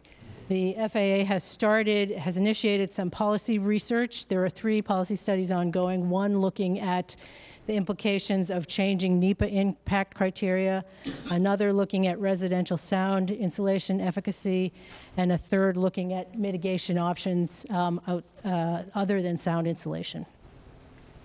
So the update of the dose response is being done this year. The policy studies should be complete by next year. And then after that policy research is completed, FAA intends to make a decision and a finding on whether to change the level of impact from DNL 65 to some other DNL value. Following that, FAA has initiated a separate stream of research that is looking at whether alternative metrics may be better suited to explaining community reaction to aircraft noise in this day and age. So the policy implications of the changes to the noise significant criteria are varied and include changes to the federal land use guidelines, as I mentioned here already, NEPA thresholds of significance for doing studies, measures to address community noise concerns, that is Part 150 studies, community engagement strategies, existing airport noise agreements and noise programs, and land use control. So there are a number of areas that could potentially be affected by a change in this policy, but that is not likely to happen for a couple of years at the earliest. Okay, turning to children's learning. The ICAO finding again on children's learning is that aircraft noise exposure at school or at home is associated with children having poorer reading and memory skills. The largest study of its kind was done in Europe, and it found that exposure response associations between aircraft noise and poor reading comprehension after controlling for demographics and also for controlling for road traffic noise. There are, again, a number of mechanisms that have been put forward as possible ways that aircraft noise can affect learning, and those have to do with interference between teacher and student communication, a concept called learned helplessness, where the student gets frustrated after a while because they can't either hear or get distracted, that they just sort of shut down and stop trying to learn. Or potentially even sleep disturbance at the home that has next day effects when the student is in class. And so more research needs to be done to look at specifically what some of these things might be, but the conclusions by ICAO are that there is sufficient evidence for a negative effect of aircraft noise on children's cognitive skills. The most recent research done in the U.S. Was a study for the Airport Cooperative Research Program looking at case studies of the effects of aircraft noise. So this study focused on a methodology, developing and sort of testing a methodology to look at teachers and students in the classroom and observe their behaviors when in the presence of aircraft noise. In addition to that, there was a survey of all of the teachers in the school system looking at their attitudes towards aircraft noise and kind of getting at some of the same annoyance questions. So the classroom observations showed that there were a number of different noise metrics that were associated either with the onset of teacher masking, that is that the observer in the classroom couldn't hear the teacher because it was masked by noise, or that the teacher had to raise, most of the teachers were her, raise her voice. The study showed that the number of events metrics showed better correlation than the time above metrics, which conceptually makes sense because the number of events would lead to an interruption, whereas the time above might not so much. And thirdly, that external noise levels seemed to matter even when when controlled for internal noise. So regardless of what the interior noise level was, when there was an aircraft event outside, there was observed interactions. The teacher survey findings were interesting and suggested that even at levels of aircraft noise that are considered normally compatible, that is below DNL 65, the teachers believed that the aircraft noise had adverse impact on their teaching activities and their student behaviors. And those responses were different for aircraft noise than other environmental noise and other environmental issues. And then finally, thirdly, sleep disturbance. There has been a lot just in the popular press in the last year or two about the effects of sleep disturbance and how important sleep is for us. Undisturbed sleep is important for next day performance, well-being, and health. And for these reasons, noise-induced sleep disturbance is considered the most deleterious non-auditory effect of environmental noise exposure. There have been a number of field studies that have been conducted, and they have shown that most people generally are aroused from sleep many times during the night. Most of them were not aware of, and most of those in the areas near airports cannot be attributed to aircraft noise, although certainly there is some. Point being that some portion of our awakenings can be attributed to aircraft noise, but there are lots of awakenings. So the conclusions that ICAO presented were that aircraft noise can disturb sleep and impair sleep recuperation, but further research is needed to determine exactly at what point that dose response, exposure response relationship is, and to explore the link between sleep disturbance and next day effects as well as other health effects. The FAA has also initiated a sleep disturbance study that is similar in design to the annoyance study that they've just completed. The objective of the sleep study is to develop an inexpensive way to collect a lot of data to get objective data on sleep disturbance. And the result of that study will be used to, again, contribute to this policy discussion that is ongoing. The study has been done in 3 phases. The first phase was just a pilot looking to determine if basically people could be trusted to use this equipment unattended and just sort of see if that worked. The second phase was an airport pilot study to look at recruiting participants into this study in a controlled way that would continue to minimize the cost. One of the challenges with field studies is historically they've been hugely expensive to implement. The national field study has just been launched, and that is looking at, or that is acquiring sleep data at a number of airports.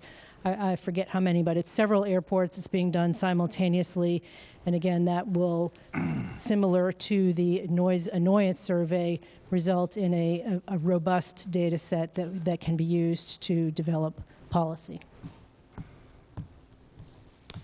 And then finally, non-auditory health effects. The ICAO summary, there are several ways in which noise could affect health, including physiological responses via the autonomic nervous system.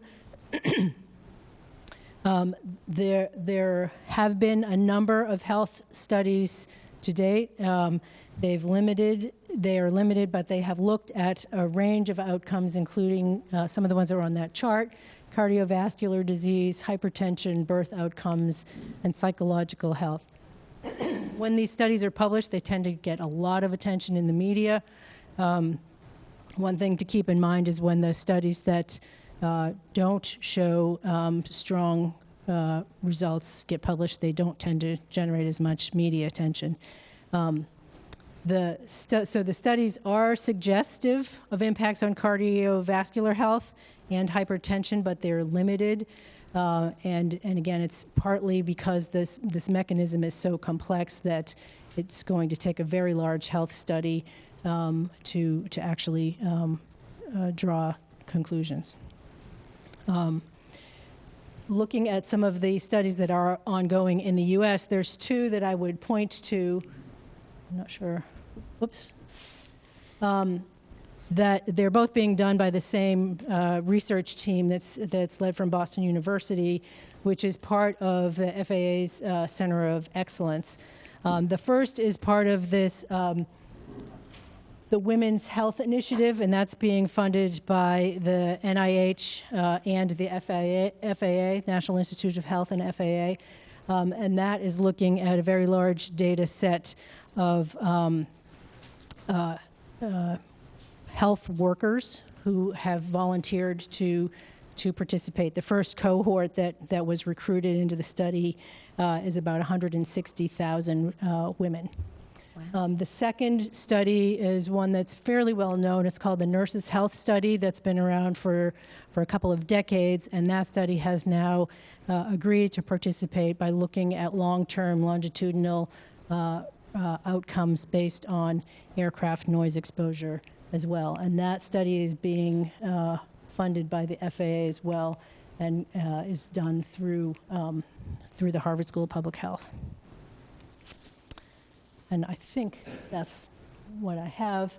These are some references for you that refer to, first of all, the ICAO report that I drew a lot of these presentation from, and then the ACRP reports that I referenced. Thank you very much. So, how interesting. So I'm wondering, Mary Ellen, if your presentation, or at least your references, could be made available to us. You could give that to James, and he can post it on our website. That would be helpful, and then we could continue. I know that this is such a timely and important topic. It is. So I'm going to open it up to Roundtable members if anyone wants to make a comment on it. It's kind of staggering because it's what we hear every meeting about the deleterious health effects. We've had residents, mothers literally crying and sobbing that the airplane noise is destroying her, the life of her daughter, can't sleep and things. I mean, really heartbreaking stories, and it makes you want to do something immediately about it. But I'm going to let Terry O'Connell, do you want to make a comment, please? Thank you. It's more of a question, if I heard it correctly, that in the student population, it was more the amount of noise disturbances than it was the decibel level. Was that what I heard correctly? Yeah, the supplemental metrics were the number of events versus the time above. And the challenge with time above is it can be barely above a threshold and not significant enough to actually be disruptive. I think the number of events metric captures those really disruptive events better. Okay, thank you. Carol? I have a question. Yes, Carol. How close was the school to where the airport was? And what level of noise? I think you were sort of answering that, but Elizabeth? I don't understand, you know, how much noise is it daily? Is it all day long? 100 flights over the school, 5? What? The study schools were on the approach path to LAX, so they had a lot of noise.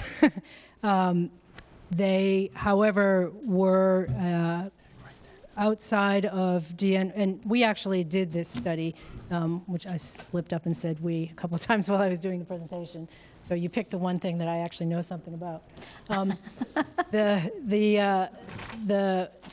We actually had a hard time finding schools, a set of schools in the United States that was exposed to what the FAA considers incompatible noise levels. And that's because they have invested so much money in school sound insulation over the years. That said, these schools were in about DNL values between the mid-50s to low 60s. So they were what we would consider reasonable noise exposure. And how far from the airport were they? Some of them were right on the approach path. So, Yes, so like a within couple of 2 miles? Yeah. 5 miles? Yeah. Okay. Well, you know, we have the California Airport Land Use Planning Handbook, which helps avoid some of these issues. Exactly. Yes. Any other member of the roundtable? Anne? When the study comes out, the first one that you talked about, will it include the criteria that was chosen and who was on the committee that chose the criteria? The annoyance study? Correct. It will include, yes, it has a lot of, we also did that study, although I wasn't the PI. The report will include the screening criteria. So the process was to look at all of the airports in the United States, and then they were screened to identify those airports that had a certain number of flights and a certain number of people in various noise levels. That resulted in 95 airports, and then those were selected by a statistical method that's called balanced sampling. We had a statistical consultant who worked with us on that part to have representation for different climates and different mixes of aircraft types and so forth, so that we tried to be as representative as possible of the entire country. So along the same lines then, did you include airports with a curfew versus airports without a curfew? I think that data are available. I don't think that was part of the sampling, but Okay, and did it include all the various types of airport noise? So ground noise, APU noise, in-flight noise, departure versus arrival, and the one that this committee is always tired of me talking about, but backblast noise. And on top of that, was it only measuring noise, and was it also measuring vibration? You may have to wait for the report to come out. I know, and if not, I'd love to make sure that we have an input I don't think for I can additional answer all those. criteria. I'm only allowed to share the information that's been disclosed publicly, and not all of that has. Okay. But it's generally aircraft noise that was looked at. Yeah. All right, Sue? A question. I didn't catch it. You might have said it, but I've kind of heard it elsewhere. Have you noticed any major difference between measurements in Europe, the way they do it, and the decibels, et cetera, compared to the way we do it in the United States? Is there a pretty good difference, or is it close? The long-term measure that they use for identifying land use compatibility is something that they call LDEN, which is mathematically analogous to CNEL. And with the exception that individual countries in Europe can decide when evening starts and when nighttime starts. So in Spain, for example, night doesn't start till what we in New England would consider the middle of the night. So there are different time frames, but they still have 3 periods, and the evening period has a weighting that's analogous to the evening period in California, and so forth. Okay. They use different thresholds. Well, yeah, that was maybe what I was getting at. Different countries have different thresholds for land use compatibility. So in the UK, I think it's LDEN of 58 is the threshold of land use compatibility. Significantly lower than ours. So I think that's important I in think that's- comparing the yeah. studies. Thank you. Yes. All right. All right, I'll close the membership comments, and I do have 3 speaker slips. One is Mary Jo Fremont from Palo Alto, Elizabeth Lopez from San Francisco, and Charlie Wambach from San Francisco. Mary Jo?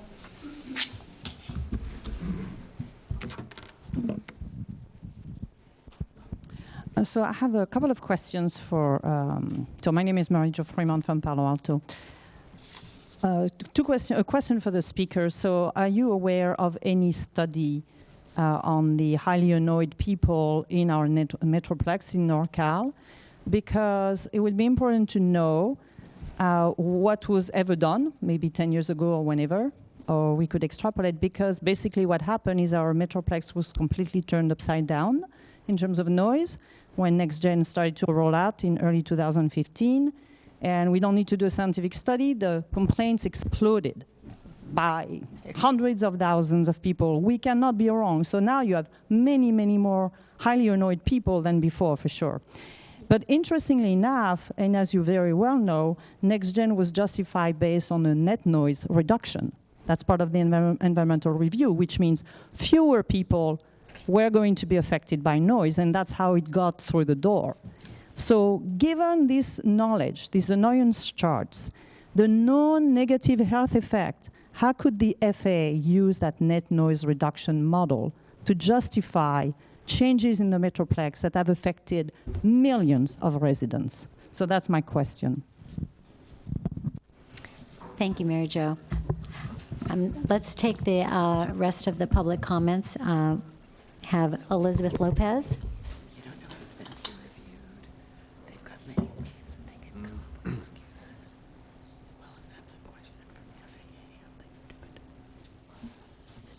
My question is anyone asking if the studies funded by the FAA are presenting a conflict of interest?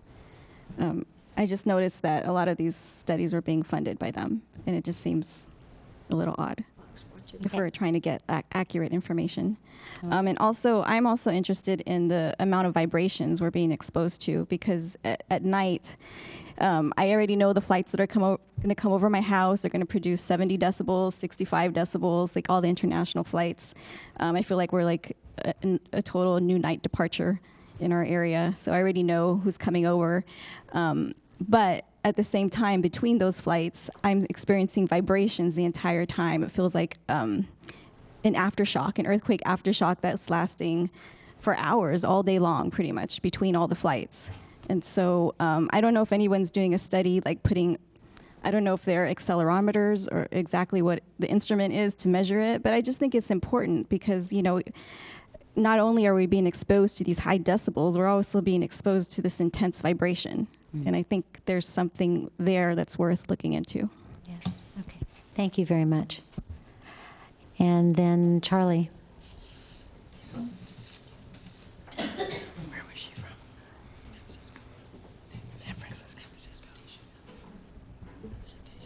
Charlie Wambach from San Francisco. I just have one question. Is there any relationship between the noise that we're experiencing and suicide?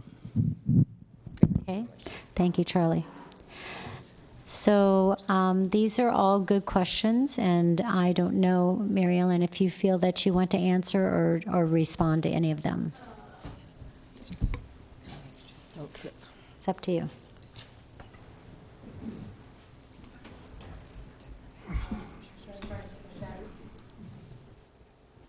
Vibrations? Backwards order. Yeah. Suicide, I don't know about. Mental health is one of the outcomes that was shown in that sort of very complicated chart that I had. So I suppose it could be related. Regarding vibrations, generally the research has shown that aircraft overflights are not loud enough to cause vibration. Vibration, though, is really noise-induced, not ground-borne. And so there can be things shaking and so forth. I think, actually, we had done a study here many, many years ago looking at low-frequency noise. We could probably dig that out, you guys. That'd be interesting. It's somewhere in HMH recesses of our library. Okay. We can pull that out and provide that to you.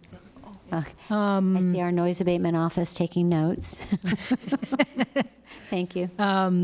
Regarding the issue of Metroplex, I am not going to put myself in the position of defending Metroplex, but I will say that the criteria that was used to determine impact was not a net noise reduction, but it was the impact criteria that the FAA sets in its FAA orders. Yeah. So, but thank you. Yes, thank you. The criteria that were used in the Metroplex is not the net noise reduction method. That's never been used in any study, actually, despite all the effort that went into developing it. The criteria that were used were from FAA's existing orders, looking at changes in noise level at different noise levels. Okay, thank you. All right, thank you very much. We have a couple more agenda items, if you can bear with me. Item number 11 is information only. It's a follow-up on our discussions that we've had since the December 2017 meeting, where we took a kind of a general nodding of head, a consensus to whether or not I would be authorized to go to the City Selection Committee of Palo Alto, who is organizing a South Bay Roundtable to potentially offer the idea that the Roundtable would be willing to look at the possibility of expanding our roundtable to have a South Bay or two. At that point, we were talking about a representative from Santa Clara County as well as from Santa Cruz County, because they don't have anybody.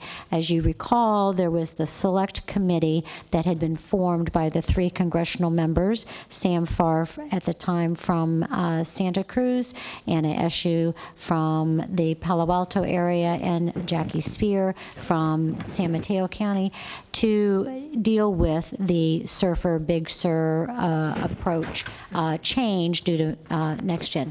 That committee was disbanded after they finished and submitted their recommendations in November 2016, just as we did. We submitted our recommendations in November 2016 to Congress, and so the South Bay doesn't have a voice. They're in process of trying to organize and put together a roundtable.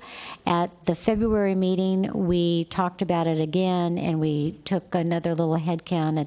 They said, no, we don't want to do this. Our body here. We had not heard back at that time from the Select Committee, because they hadn't, from the Cities Association Committee of Palo Alto, because they had not met. We met on February 2nd, I believe, and they met on February 10th. So this is an update that on February 10th from their meeting, they unanimously agreed to accept our invitation to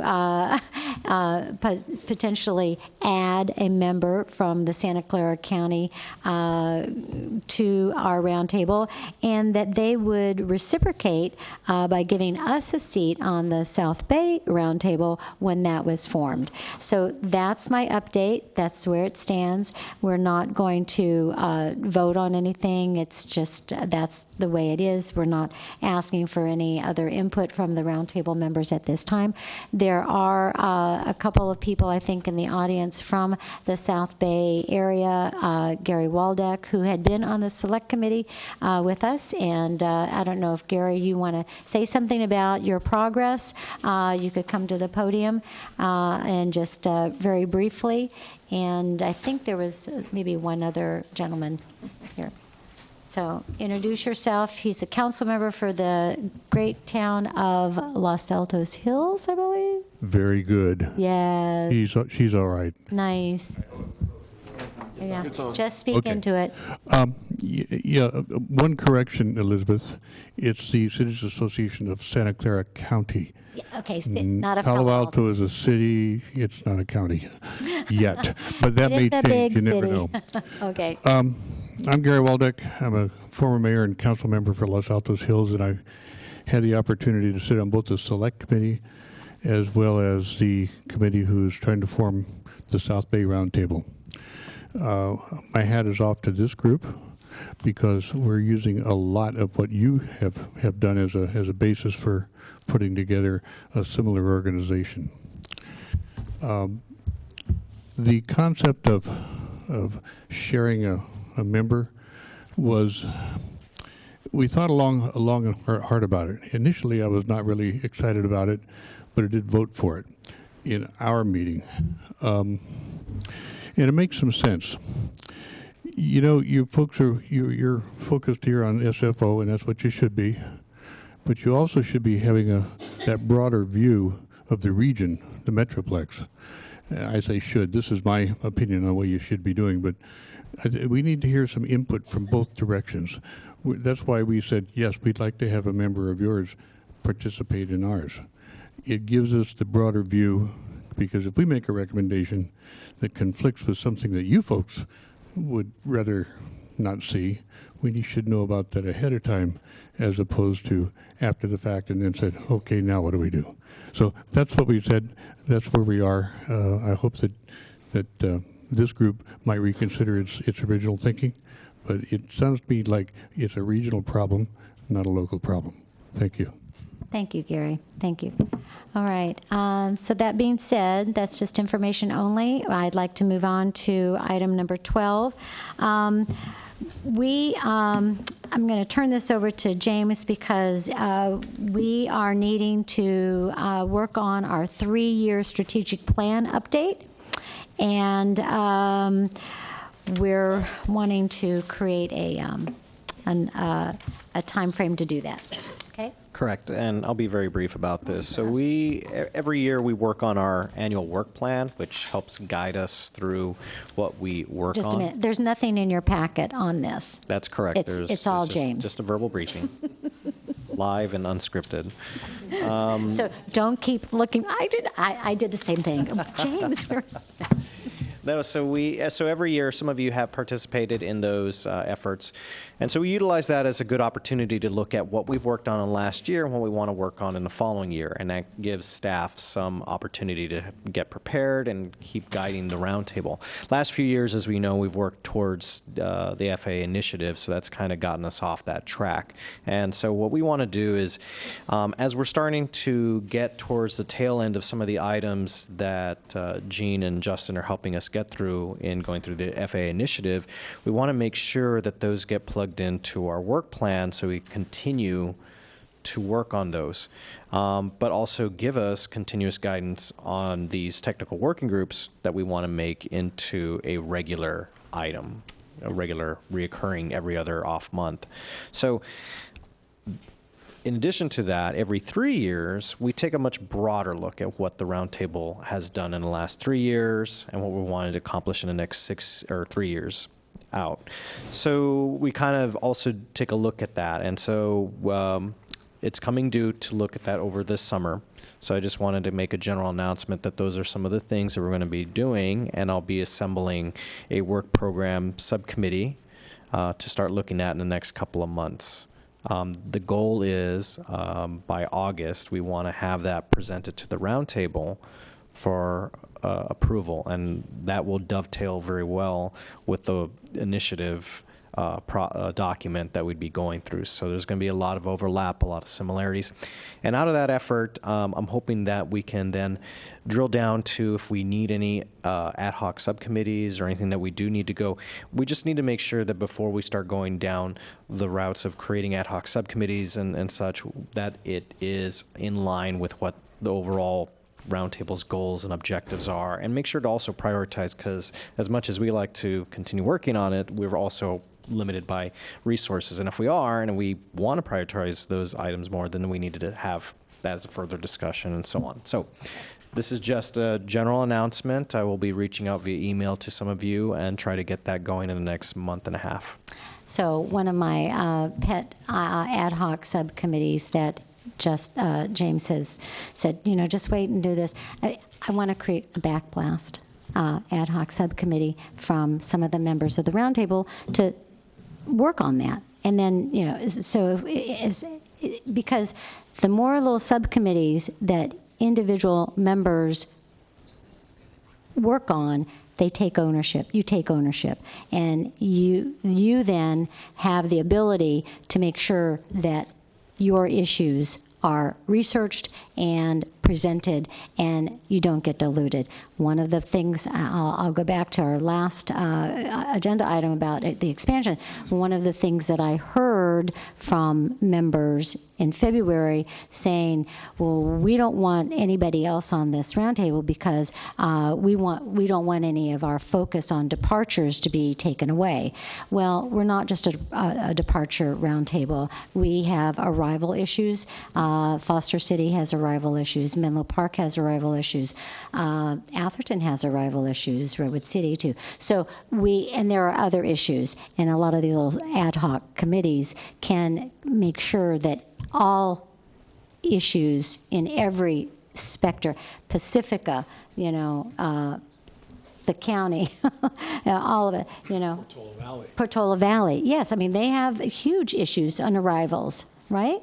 So we're not just at departures, and we can't just be so micro-focused on our own little backyard here that we lose sight of the bigger picture. And having smaller ad hoc committees working on your local backyard issues, you will not lose that focus. Okay, part of the work plan, strategic work plan that we're going to be working on and that we need to do will ensure that happening. So he says he's going to reach out to a few of you. We're reaching out to every one of you, and we want participation. Okay? So, other matters. Gene, what do you got for us? Aviation news and updates. Sure, I have just Quickly. a few. Yeah. Let's see, the first is that the House Transportation and Infrastructure Committee Chairman Bill Schuster actually decided to take out the FAA air traffic control privatization from the bill. And so that led to, I think, the omnibus bill that has been passed will also help lead to reauthorization a little bit easier, unless it gets put back in some way. But it was really holding up reauthorization. So you can decide whether that's a good or bad thing. I think for reauthorization, it might be a good thing. Mm-hmm. Let's see, there were 2 more plaintiffs that settled their lawsuits over the Southern California Metroplex project. Let's see.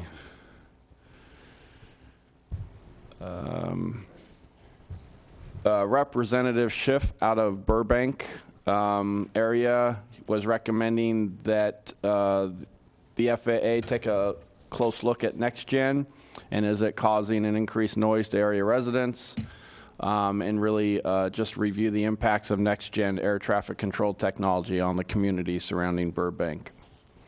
So close to, you know, what we're dealing with here, clearly. I think I mentioned the Lake Arrowhead community last time as being overflown for arrivals into Ontario and LAX due to Metroplex. The FAA Regional Administrator, Dennis Roberts, has announced that they will, even though it's going to increase tower workload because it's going to be a manual operation, but they will, during the night, shift those operations off of those procedures to provide some relief at night to the Lake Arrowhead community. That's huge. That's what we need. So there are things happening, clearly. And then I'm sure you've all read the fiscal year 2018 Omnibus Appropriations Bill was passed. Some of the high points in that included $1.3 billion for the FAA's NextGen program. The bill will provide funding through September 30th. Bill provides $18 billion for the FAA, which is $1.6 billion more than fiscal year 2017. In terms of noise, it actually includes funding specifically directed towards aircraft noise, no less than $2 million, and 8 full-time staff devoted to addressing noise issues throughout the 8 regions of the country. Good. That's what I have. We can get one of them to come here to be with us. We're one of the regions. We're one of the regions. Thank you very much. I do. Any members of the roundtable want to ask Gene a question or make a comment about his presentation? Sue? So how is that going to help us? Oh, and how fast? That's the end of the meeting, and I'm. Yeah. Pardon me? No, seriously, are we going to be affected by that? How are we going to know? Well, like I said, you are one of the regions, so they are dispersing those 8 people, one to each region, to where they're really just focused on aircraft noise. So one will be put into this region. The more funding that is available for noise research, for noise mitigation, for noise implementation. So would that be in, where would the office be? Where would the person go? I mean, is Your that region here is San Francisco, so it would at the be, there airport? would be a person here. Kathleen, do you have any No, insight? the region is actually in LA. Yeah, the region here is LA, so whether that person's in this ADO or down there, they did say regions, so it could be that that person is devoted and located in LA. I just think it's kind of part and parcel of all this is new that's happening in their reorganization, and our procedures that we have to follow are pretty laid out and strict, and we just have to kind of get in the queue and start working the system that way. I do have a resident speaker card, Elizabeth Lopez. You have a comment on this item? 2 minutes, please.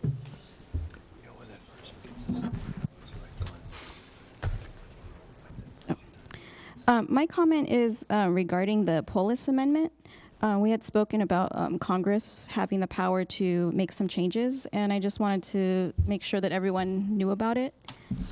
It's basically saying that for the purposes of implementing noise limitations, the owner or operator of a general aviation airport is authorized to restrict the number and type of aircraft operations. So if anybody wants a copy of it, I'm happy to give you a copy. Can I just ask if anyone here is knowledgeable about it? One person? Okay. Thank you. Yeah. I want to know. Thank you. All right. Any member communications or announcements? Anybody have a birthday coming up that you want to, any big, well, I'll just, last weekend, was it last weekend? The 101st Airborne Division were, San Mateo, was it 2 weekends ago? 2 weekends ago. Last week. 23rd, 24th, 25th. 2 weekends ago. Anyway, San Mateo County, if you haven't adopted your 101st Airborne troop, I urge you to do that. We did. It was a great event. San Mateo has been doing it for 50 years, and it was, they put on quite a party for them. Anybody else? Janet? So I just want to report out that we did take that Noise 101 study that Bert so graciously offered to us. It was amazing. Ms. Pappen joined me, and it was quite an eye-opener. If you've ever haven't had the opportunity, if you're sitting on this body and you get that opportunity again, please do it. It was a good learning experience to find out exactly how it's actually, it's not exactly because we have no idea what they were doing up there, but we actually got to go in the tower and see how the operations work. And the tower is spectacular. All right. One more thing. Call for, on March 22nd, well, I think I mentioned it before, maybe I can't remember, but in January, City of Pacifica City Council did put together position statements regarding aircraft noise over Pacifica, and so we gave the city manager and mayor and council members the opportunity to write letters. And so the first one was sent on March 22nd to the acting administrator of the FAA, but I have copies for anybody that wants it. One of the ones we talked about was particular things for our area, obviously, but also for making noise impacts a high priority. Sue, if you'd give a copy to James, then he can include it in next month's packet. Okay? Thank you very much. Call for a motion to adjourn. So moved. Second. All adjourned. Thank you very much. Thank you all.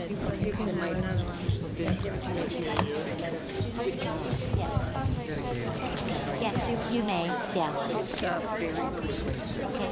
He is very persuasive, and it's great. It's good. It's good. Right. No, seriously, what we could do is do that.